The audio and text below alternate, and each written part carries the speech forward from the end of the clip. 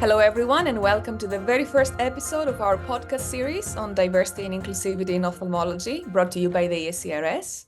My name is Artemis Matsou, and I'm thrilled to be here today as a member of the ESCRS Diversity and Inclusivity Working Group. Joining me is my wonderful co-host, Diana Silva, also a member of this great ESCRS initiative. Hi, Diana. And we're really excited to kick off this series with a very important topic, which is breaking the glass ceiling, women leading in ophthalmology. And for that, we have two incredible guests who have paved the way for women in our field. So we're honored to have Professor Marie-José Tassignon, who is the past chief and chair of the Department of Ophthalmology at the Radboud University Hospital in Belgium, and also the past president of both the EBO and the ESCRS. In fact, she's the first female president of the ESCRS. And it happens that this year we're celebrating her 20th anniversary since taking on that incredible role. So welcome, Marie-José. Thank you for making the time to join us today. Thank you. And I'm also delighted to welcome Kris Morrill, who is the founder and president of Medevise Consulting, leading a senior level global team that supports ophthalmic companies. She has a long experience in business development, market assessment, commercial strategy, and is also one of the ESCRS's brilliant marketing advisors. Welcome, Kris. Thank you. Thank you for joining us too. We have so much to learn from both of you today. I think your experience in breaking the glass ceiling, achieving your senior roles, leading teams, driving innovation in your respective fields are invaluable. And I will hand over to Diana to start with some questions for both of you. Thank you so much for your introduction, Artemis. And thank you so much, Professor Tassignon and Kris, for being here today with us. And I would start by asking Professor Tassignon about your incredible journey. And as the first female president of the ESCRS 20 years ago, undoubtedly you faced numerous challenges. Can you share with us a particularly memorable challenge and how you overcame it? This is a very difficult question. Well, thank you anyway for this question. And first of all, thank you for this invitation. It was, in fact, for me, really, the journey in ophthalmology was for me a real pleasure. I have never experienced so much problems being a female, and most probably this is the cause is that I was educated in a school where already in my time, girls and boys were together. And I think this is absolutely very, very important. It was exception in my time, but now it is the rule. And I think that this is also a major step that changes nowadays in our societal arrangement. That is really a very big challenge. Now, when I became president of the ESCRS, do not forget that I was already general secretary of the society for a couple of years before. So I started, in fact, we have to look at the real situation. In 2004, the ESCRS was, of course, different than 2024 nowadays. It's a completely different society. It was more a convivial society where it was more the idea of a club. But it became growing and growing, and then it was the necessity for organization was very, very important. And there, I'm relatively good in it. In that respect, that organization of societies, I like to do that. I created, for example, in Belgium, 3 different societies on research in ophthalmology, for example. That is what I did. I also took very much care of organizing a society where the professors of all the different universities came together in order to communicate and discuss together. And I think that is the main issue. Opening momentum where you can discuss openly with your colleagues about different topics, I think that is the clue of success. And it's not so much the gender. The gender can help. And I think that there are many different situations where girls and boys feel, or certainly girls felt, that they are a little bit put aside because they have first to take care of their family, to take care of their children. But I think that this is nowadays is better arranged in the society, socioeconomically. It is not yet 100% for sure everywhere let us keep it only in Europe even. I think Belgium is relatively good in that, but there are still moments of improvement. This is why we have to be alert for that. And we have to address the issues where they are and try to open it up. But at least nowadays, there is a possibility to do that. And that is the women or the men to look at where are the issues that needs improvement. And that is, I think, the most important message that I would like to give. So, in fact, when I started at the level of as president of the ESCRS, I think that I had an enormous pleasure to work with a team that was also open. I must say, that time, the biggest number of board members were from the UK. And then later on, it is more and more people from France, certainly also. It was UK, France, and Italy. And then Belgium was there because we had also a very big giant, who was Albert Galland, and in ophthalmology. And I think that is the reason why, little by little, I got also involved in that society. And I never left that society. I always am very happy to help that society out wherever the issues are. And in fact, during my presidency, also there new things have to be done, because that is, in fact, in my time in 2004, we wanted to increase the numbers of members. And now in 2024, we have to think how to keep our members, because it's not that we have so much need to enlarge. What we need to have is to keep a very high innovative society where people of all different level of knowledge feel good to be there and to be member of it and to learn. I think that is a little bit what I wanted to say about that journey. It's a never-ending story, anyway. Well, it's a great story, and it's actually very interesting, your perspective regarding what the ESCRS was in 2004, being it more like let's say a club, as you were saying, instead of as of nowadays, which is a big society with a very preponderant position throughout the world. The ESCRS is one of the congresses in the entire world with the highest attending of ophthalmologists. Sure. So it's very interesting seeing how over time this has changed so much. Yeah, absolutely. Yeah. It's a beautiful history of the ESCRS, I must say. As such, the history of the ESCRS is absolutely gorgeous. It is a matching of people working together in harmony. And I think that is the history of the ESCRS. Of course, there were ups and downs from time to time, but luckily the number of people willing to proceed and willing to improve were more prominent than those who wanted also always to criticize. I have always been more, let us be happy and let us be positive in life and not negative. Okay, criticism is important, and you have to, certainly autocriticism is even more important, but also criticism is important, but it must always be objective and not criticize to criticize. And some people are really good in that. And these are a little bit more toxic in a society, but okay, it's the minority, and that is we were happy, we were lucky. I must say, we were very lucky to have people working together who were very positive. And I thank them all. Some passed away already, but I think it is a huge chance that the ESCRS had. And that is maybe in parallel with the evolution of Europe.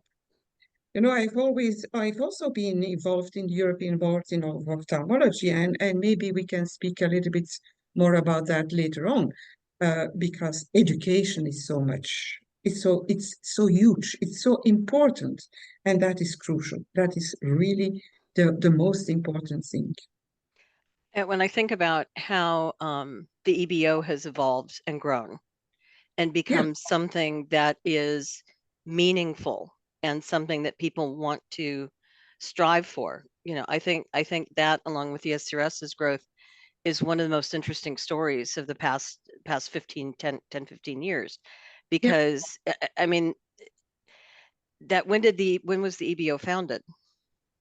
The EBO was founded in 1996.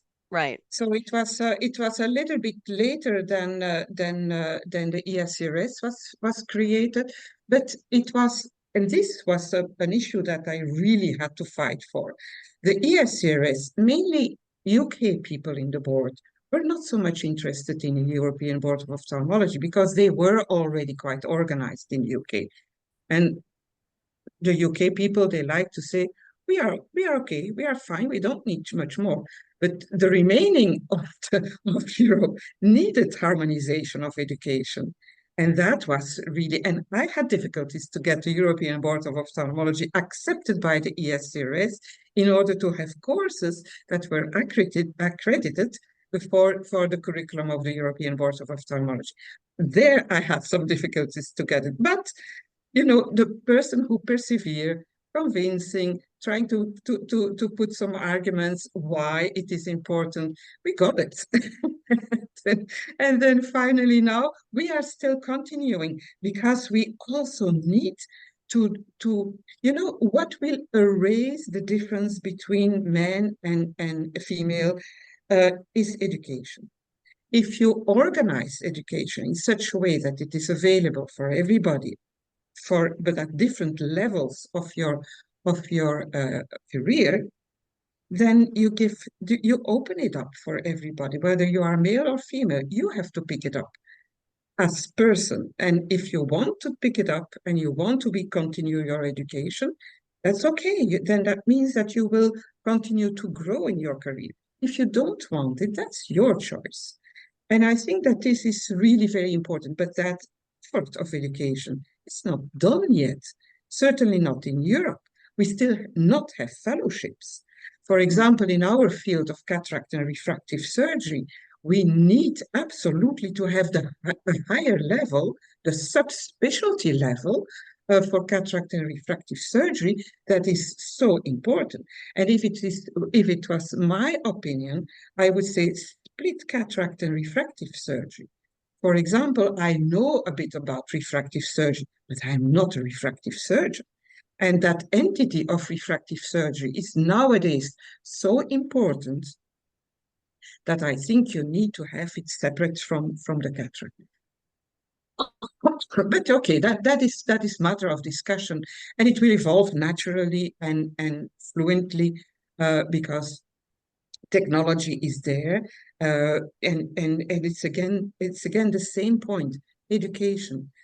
Our brain has also its limits, and that is, and if you want to be very good in one field, then you have to focus in that field, and you have not enough hours in a day to learn so many, and certainly not in practice, and that's, I think, the reason why fellowship is really important, and we have to work a lot on that field, and I hope and I'm sure that the ESCRS will support that, and will be, I hope even that the ESCRS will be the motivating body that can lobby at the level of the EU in order to get it large, and accepted, to get it accepted European-wide and embedded in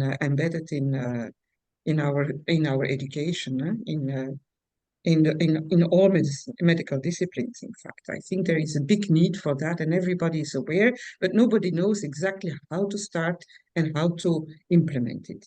And maybe that we can brainstorm on that, and we can do that. So my belief is that if you have a good education and continuously, nowadays, for example, I just read not so long time ago on LinkedIn a remark of Arthur Cummings saying we face now that there are more ophthalmologists who retire than new ophthalmologists coming in. That means that we will have over time a big problem to have sufficient ophthalmologists of good level in order to fill all those gaps in. And I think that this is also reality. We have to, so that means that we have to really to start a stepwise education. What is safe for the patient? The basic education. What are the patients that are safe for those ophthalmologists who do basic ophthalmology, basic cataract surgery? And then the next step, and this is what we start already at the level of the ESCRS. We have the FIBOS CR, which is in fact the first step in order to have a kind of curriculum, defining a curriculum belonging to the subspecialty of cataract and refractive surgery. That sounds So that lovely. is my opinion. That sounds lovely, actually. Thank you for sharing all those tips. Kris, can I come to you now? Because obviously you have a different perspective on our field in ophthalmology, coming from the marketing world and the industry world. And I wanted to ask you, obviously this world is quite tough for women, and you were able to achieve senior leading roles, and you're leading a global team at the moment. And what obstacles have you faced, and what challenges, and how did you turn them into stepping stones for success? Because I know that you've been working with different ophthalmic companies for over 30 years now. Yeah, I've been in the ophthalmic industry for 33 years. So yeah, long career. Yeah, long career. And a consultant for 18. I was reading an article yesterday about traits of entrepreneurs, and one of the things that struck me and is very true of me is you tend to have blinders on, and you set a goal and you go for it, and you don't think too much about what other people think. You don't worry about being perceived to be different or difficult. You just focus on what you think is the right thing to do and get it done. And I think that's a pretty good description of myself. It hasn't been without its challenges. There have been failures along the way, and you learn from those. And the one thing I always tell people, tell my team is, if you make mistakes, you learn from it, you don't repeat it. And I think that's one of the key things is failure, especially when you're in business for yourself, failure is a given.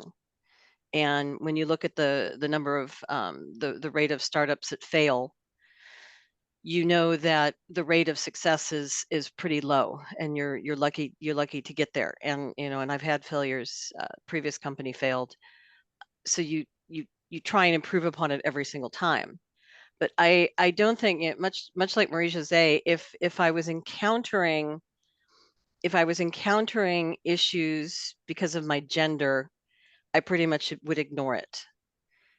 And I was super lucky a lot of the time that if I did have a male boss, and I think pretty much all of my bosses were male over the years, they were very supportive and understood what I could bring to the table, and just let me go and let me achieve. And that's where I think I've been successful. It is always interesting working within a society like ESCRS, like any volunteer society. It has its challenges. As Marie-José, you have, there's always a few people who are going to be difficult to deal with. And learning to work within a volunteer association, a volunteer society, brings its own challenges. But one of the things I really appreciate about ESCRS is there's an environment that encourages you to push the envelope and to grow and to create new ideas and challenge thinking, and help make the society better and a more holistic offering for our members. And so it's it's sort of we joke that it's sort of my side job, because I do spend a lot of time working on ESCRS as well as running Medevise. But it to me, they're very complementary, because I get to see two different worlds in a way. One is business and one is a volunteer society. So I think, overall, it's been an interesting journey. I never would have thought, when I started back as a writer at Ocular Surgery News in 1991, that I would be here today. But I'm also, and I say this over and over again because I have worked in other special medical areas, ophthalmology is so unique and so special because you have such a close relationship between the doctors, the physicians, and industry. And it's much more of a collaborative environment, and people work together and take ideas forward. And you can't get that in a lot of other medical specialties. And so there, I think we're really, really lucky. And I also think because it's a smaller medical specialty, there's this uniqueness that there's a connection just about to within all of us around the world. And I think that's really cool. We are a small world, aren't we? Oh, yeah. That's very true. I always joke it's 1.5 degrees of separation. It's not 6 degrees, it's 1.5. Yeah, true. But I like how you say that, even if you have encountered any obstacles related to gender, you would have ignored them. You just go past them and you do your own thing. And I think that's, isn't it? Yeah, I was raised, our parents raised us to be very dogged and to, achieve the best. And it wasn't like, we weren't like pre-programmed or anything like that, but they just encouraged us to go better, farther than what they had achieved. And so I think that also was sort of programmed into me in terms of what I was going to do. And my father was an entrepreneur as well. So I think that also had something to do with the influence.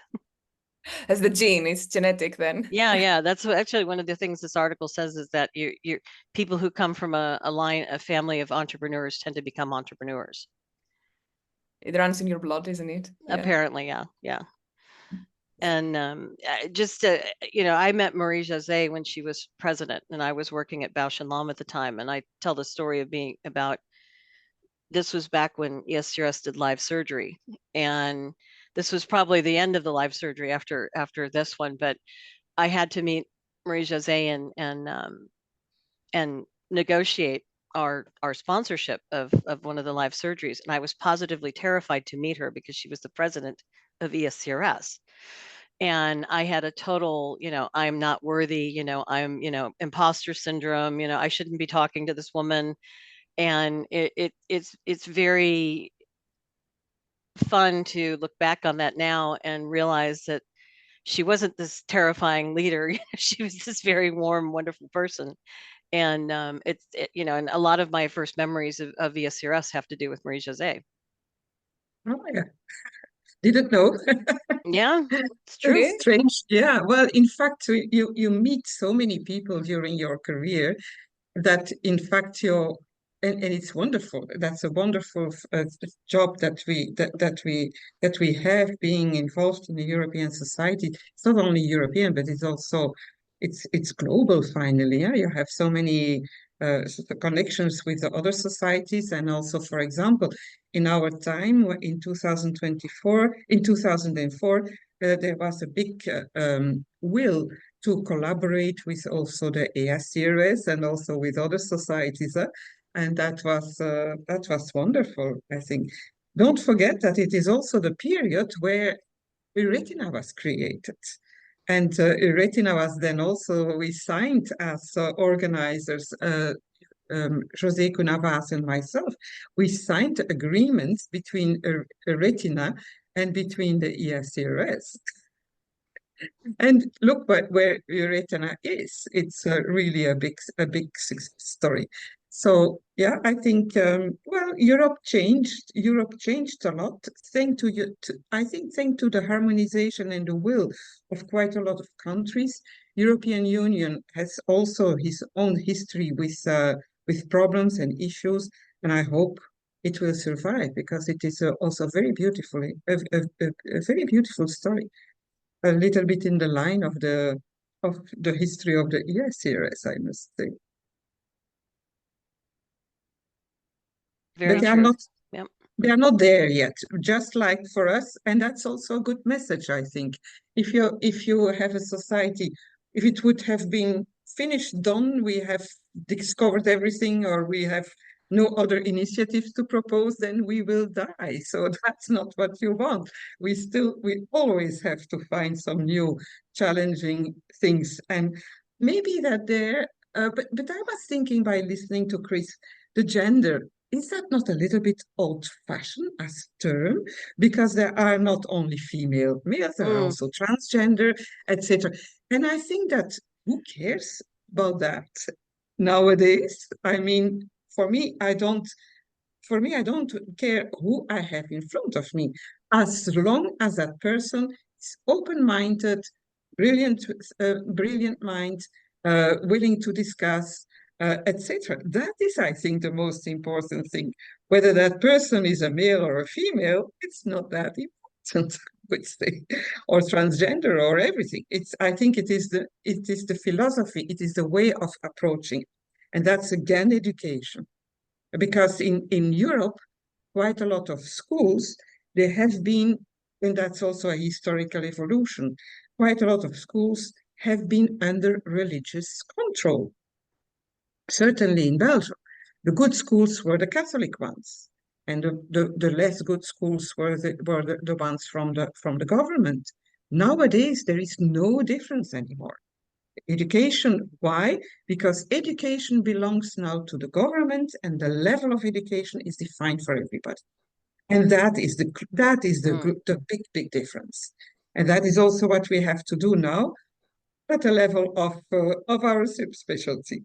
It's to define the level, to harmonize it, and to make it so that everybody, and that is so beautiful. When you meet somebody, whether you go to Romania, whether you go to Greece, whether you go to Portugal, everybody has the same. You immediately can discuss with everybody because they know their basic, they know their theory at least, and also they have their practice. And that is the beauty of now. And I must say, if I can also remind you about the challenging things that we had to do, that we faced in 2004, is that I had a little bit to convince the board, let us go to the Eastern European countries. There you can develop things because they need us quite a lot. And that was really a challenging thing, but we succeeded. And nowadays also those countries, they ended, communism ended, got away out of their country, and they were open for Europe. And we, as ESCRS, we took also that privilege in order to have a better collaboration with those countries. And I think that this was also very positive for us as ESCRS. We got friends in that way. We made friends. Yeah, you forget about the fact that 20 years ago, that was the new world. It was a new world. Yeah. Yeah. And we had to find a way to get there. So I said, if they cannot come to us because it was too expensive, don't forget that at that time, the people who came to the ESCRS, that was the wage of 1 month, at least. They had to give 1 month of their wages to come and to attend the ESCRS. So then it was, the idea came, why are we not going to their countries? And that was a big change. That was a big move. And I think that is now, we consider it now as done. It's logic, and nobody think about it. But it was a really other situation in that time, and it's a great history and a big change on 20 years. How it evolved, and for example, we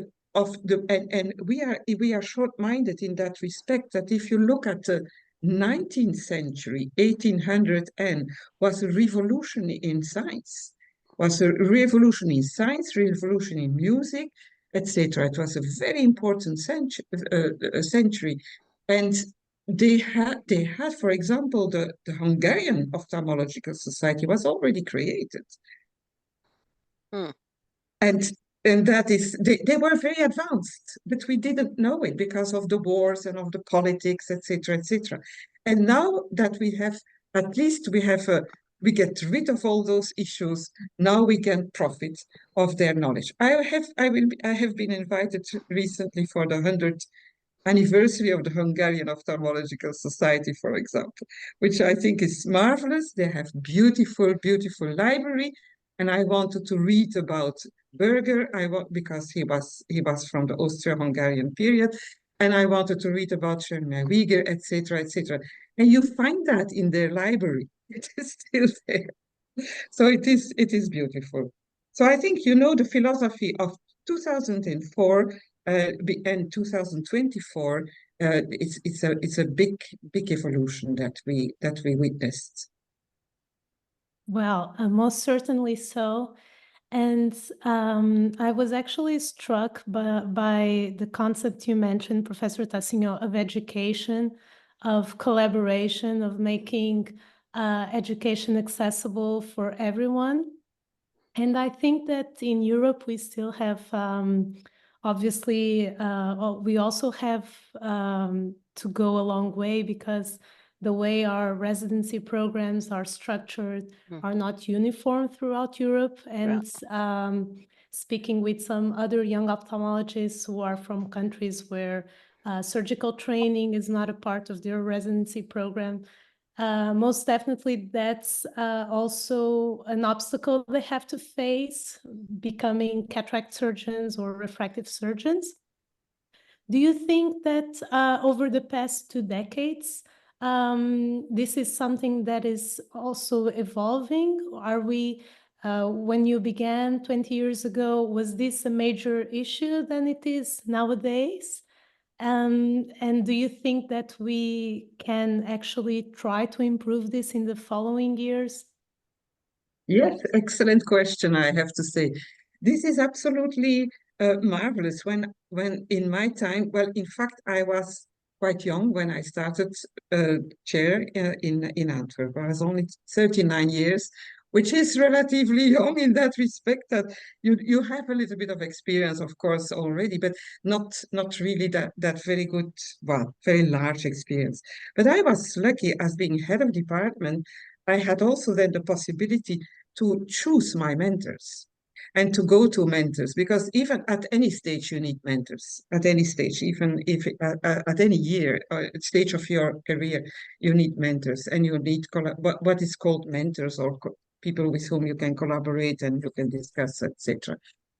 In that time, I had also women. In fact, I started in the vitreoretinal world first, and I did retinal detachment, but that was buckling, mainly buckling. So the person who I like to work with, and she always tried to get me in as a collaborator for her and to go further in the retinal detachment, was Ingrid Kreitzig from Tübingen. Tough lady, a tough lady, but she was absolutely marvelous in her surgery. And I wanted to learn that, and then I wanted also to observe it. It's not that you're learning theoretic is one aspect, but going to those centers is even a better solution. So I traveled to her place. I also had the privilege to have been a good friend of Daniela Rosa, who was the inventor of the yak laser. She's a marvelous personality, and she is also. So you see, in fact, when you look at all the mentors that I had, Kelman, for example, a person, if you know him a little bit closer, working with him on programs for education in New York, then you know him much different than just a person on the stage. But on the other hand, you realize that they have more message, and you learn much more by going to their places, in their operating rooms, looking how they work, and then with your knowledge, and then confronted to how they are working, you learn enormously quick. You just have to look at the tables. Oh, they do their trays this way. Ah, they do the nurses. They have so many nurses. I don't need so many nurses. Too costly. We cannot afford that in Belgium. But you can organize it in a different way so that you don't need so much personnel. Nowadays we have a shortage on nurses. So I'm happy that we learned to work with very few nurses. When I went to Germany, for example, in Germany, you had some nurse who put your gowns, who put your gloves. You don't do that. You can do it in another way. And then I don't know whether they still do it nowadays. But, the people on the stage who are the big names in my time, like Jan Worst, Kelman, Kreizig, Daniela Rosa, Van Kauser, name it, that were all the big gurus in the turning of the century. Knowing them from much closer is a big advantage. And that is also the reason why you have the exchange programs that are a little bit underused nowadays. For example, the European Society, the European Board of Ophthalmology, and also the ESCRS, they do an exchange program for the young people, giving the opportunity to learn and to go there where you would like to go because you would like to meet a person or you would like to learn from that person is an enormous advantage. And I see that I have had quite a lot of such visitors, I would call them, or observers, because they are observers, they cannot learn the surgery in your center. They are, of course, it's already, they made already their choice to learn and to do the effort to move and to travel to another center. So it is a little bit biased. That's the reason why those people most of them are great, very great. So that is one thing. Now, let us think back. Does everybody has the possibility to come to a center? No. Yeah. So those who would like to be coached, I think that ESCRS could also do something like that, coaching programs, where those who can learn or who can coach people in certain techniques, why not to move and to go to those centers? This is what, for example, I'm doing now in Romania, where they do not have a big program for pediatric cataracts. So then the patients come to us. But if I go there, I can learn somebody to educate somebody so that they don't have to move anymore to Belgium to come and to be operated in a remote area. Because the drawback, it's okay to be operated, but the big thing is that you need to have the post-op follow-up. And the post-op follow-up, a local surgeon that didn't do the surgery him or herself on a patient, they are not so willing to take care of the follow-up of a patient. That is also reality. So I think it is much better if the patient is operated in their own country, in their own settings. And there we have also a very big things to do. For example, pediatric cataract it's a matter of team working. It's not the surgery alone. You have to do so many preoperative tests in good conditions. You have to do also the postoperative training and rehabilitation of those eyes.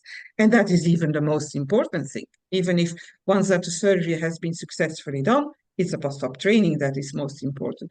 So it's a global thing. It's an organization. It is really something, team building again. And that is something that I think the ESCRS could also be very helpful in setting up the standards for example, for pediatric cataract, which is a different field than the adult cataract, and a different field than the refractive, etc., etc. So we have also in our subspecialty, we need to have a little bit of the diversification of the subspecialties, because that is also necessary. And more it is obvious that you cannot have one center doing all subspecialties. If you are big enough, like, for example, Moorfields would be marvelous. I'm also a big fighter in Belgium to get all the universities together in that small country of not much more than 12 million inhabitants. We have 7 universities. That means that you split your efforts in 7. And why not to work more together? But we will come. We will achieve it. These are very powerful messages. Oh, sorry, Kris. Yeah. No, I was just, we're conducting this survey right now, this membership survey, as part of the Inclusivity initiative. And one of the questions that is asked on the survey is, have you experienced barriers in the past 5 years? And I just looked really quick, about 9% of people are, just over 9% of people are reporting that access to training is a barrier. And that was also, we did the same question as part of the practice management program as well. And there it was 15%. And it is, to Diana's point, it is something that you hear quite frequently, is this access to training, access to getting into the OR and learning how to be a surgeon. And it happens in some countries, it happens fairly late in your career. Whereas if you look at the UK, you know, people are operating at a much earlier age.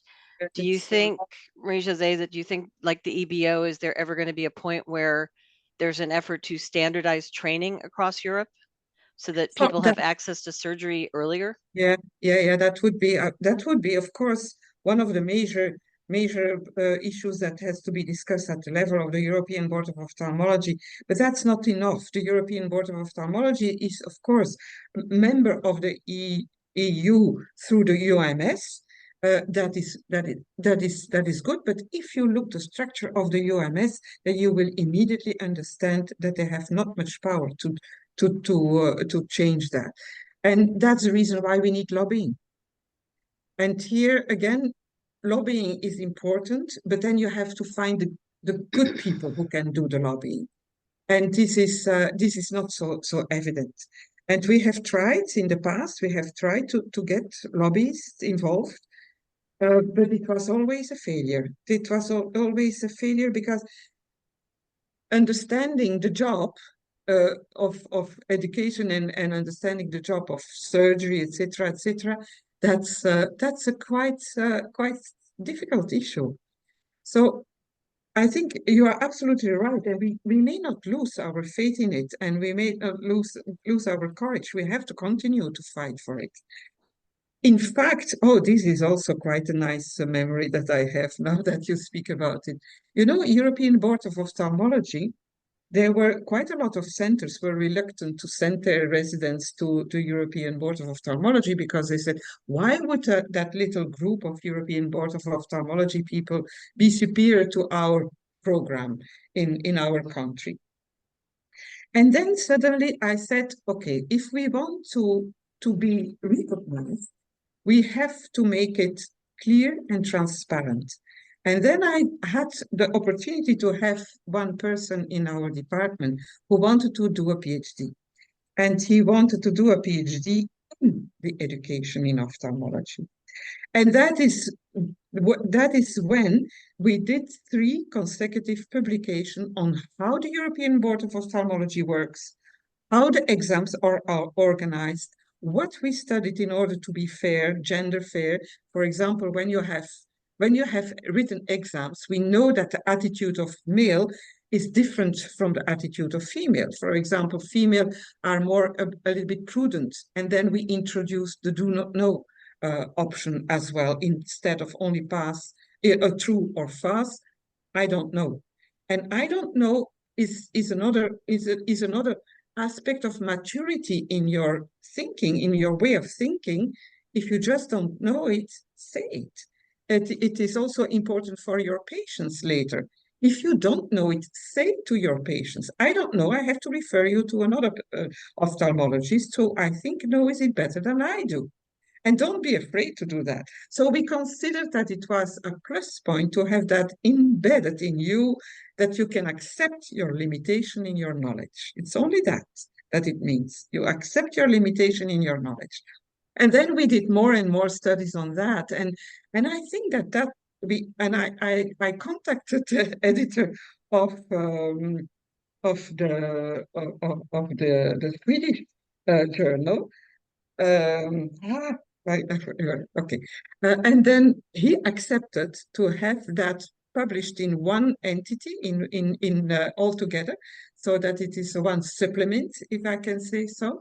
And that was a big major advantage in that respect, that everybody understood that the European Board of Ophthalmology has a value, is well structured, it's well thought. It is not something that is just doing and repeating always the same thing, and that is important. Hyrie, for example, from the UK, that interesting person who also did a major advantage in the pathology of the optical nerve. He quoted all the time one thing when he presented his results. He said, experience is repeating again and again the same mistake, but with a higher rate of confidence.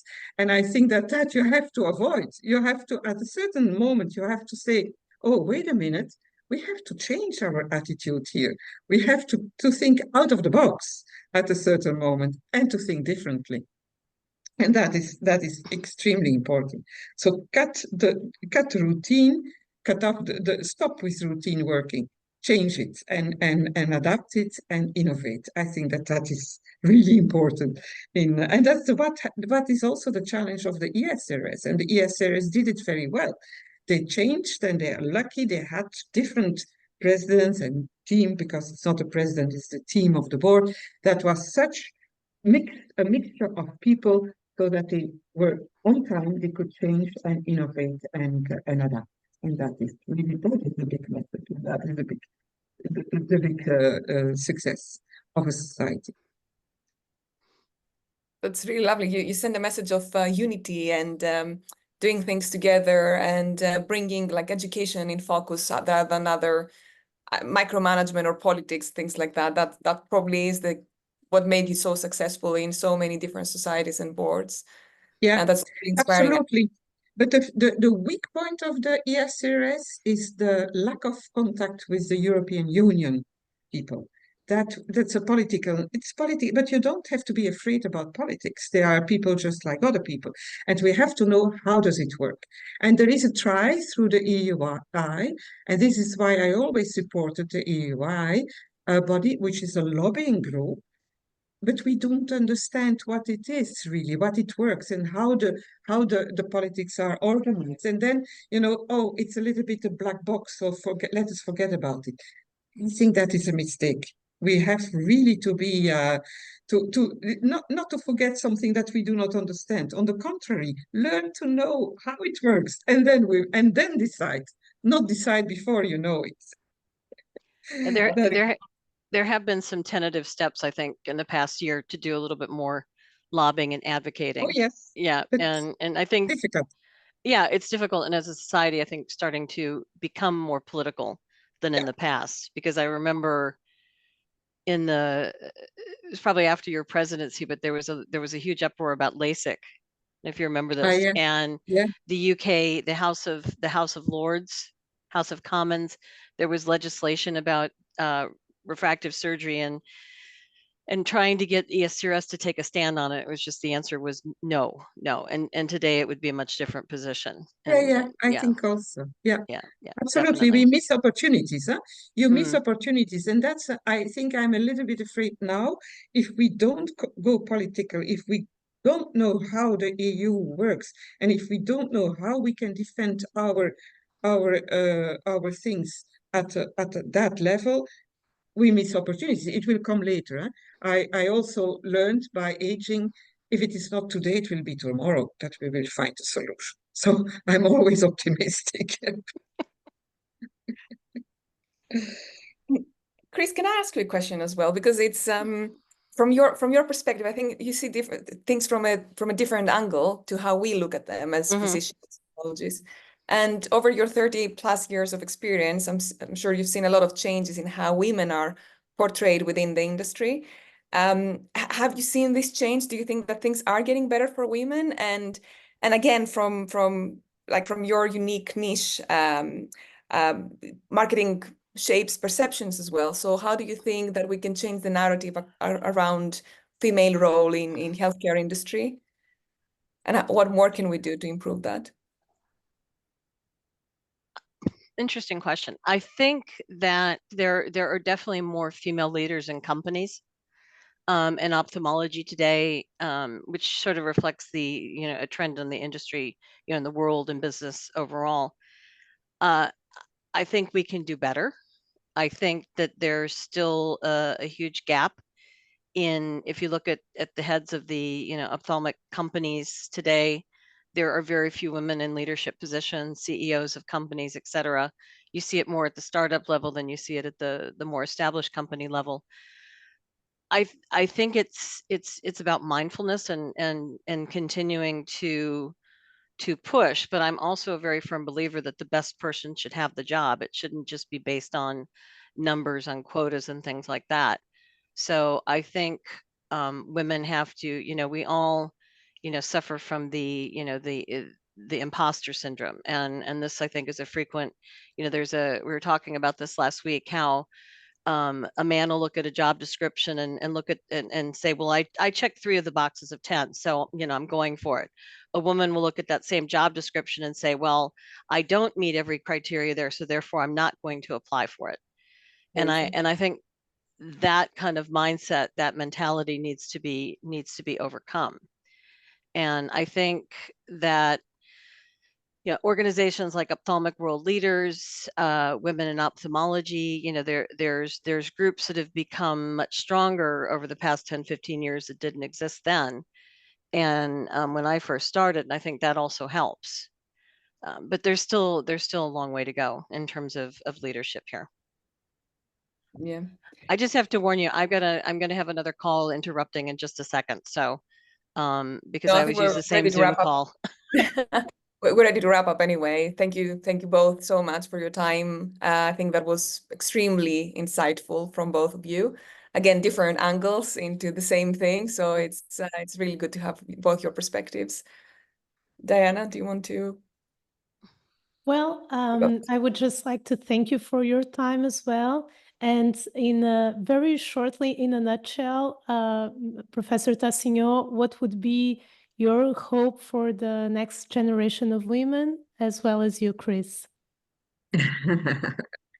Well, for me, I hope that it's just like we said. I think it's not the gender that is important, but it is the job, and that the job is filled in properly, and that all people, and I think that this is important, people with innovative minds,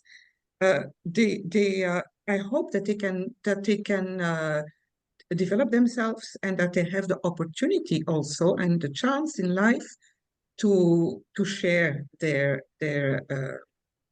possibilities and their power.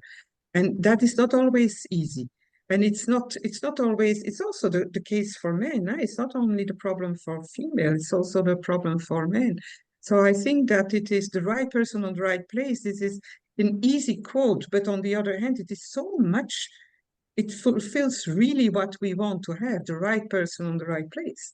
And whatever gender it has, it doesn't matter. But we would, of course, like to that everybody, female and male, make that exercise.